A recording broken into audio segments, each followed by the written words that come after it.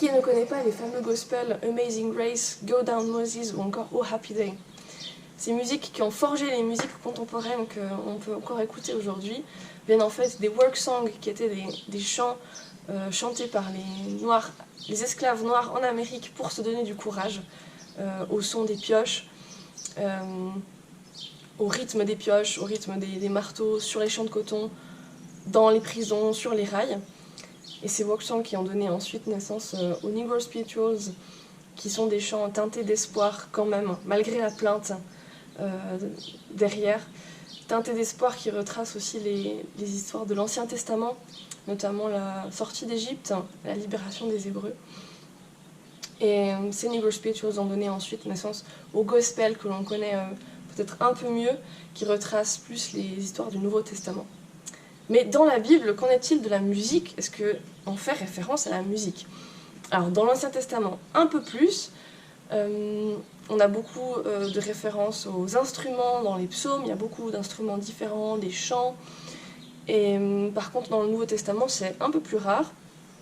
Notamment dans les évangiles, il y a seulement 2 occurrences, et c'est dans l'évangile de Luc.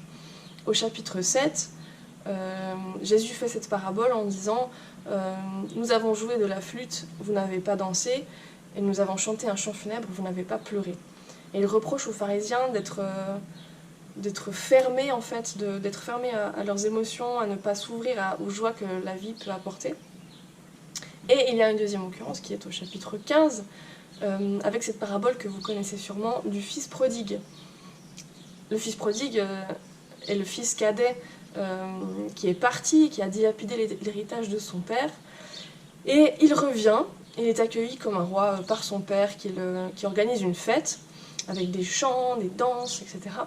Et le fils aîné qui était encore au travail au champ revient et voit que la fête déjà a commencé sans lui, et il ne comprend pas très bien pourquoi on fête alors que son frère a simplement dilapidé l'héritage.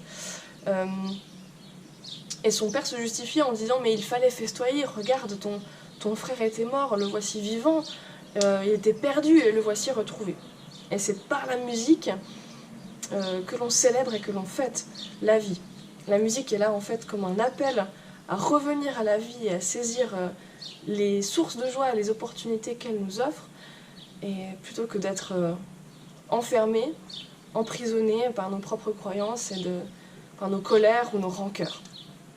Et nous avons vu cela aussi avec un groupe de catéchumènes 7, 8, 9e année, où on leur a présenté les origines de ces musiques pleines d'espoir et qui retracent les histoires de la Bible, notamment les Negro Spirituals au XVIIIe siècle. Et ils ont pu découvrir justement ces musiques pleines d'espoir, avec quand même une teinte de découragement.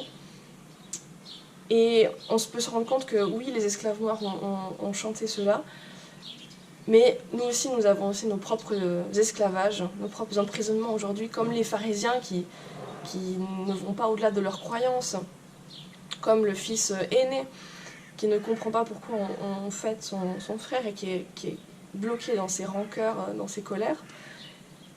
Mais ces chants sont aussi là pour nous montrer qu'au-delà de la rancune, au-delà des rancœurs, au-delà de la colère, il est possible de chanter. Et c'est ce que nous vous proposons de faire cette semaine. Comme le dit le psalmiste, chantez au Seigneur un chant nouveau, chantez pour le Seigneur, remerciez-le de toutes les joies qu'il vous apporte et de toutes les occasions de fêter qui se présentent. Une belle semaine à tous.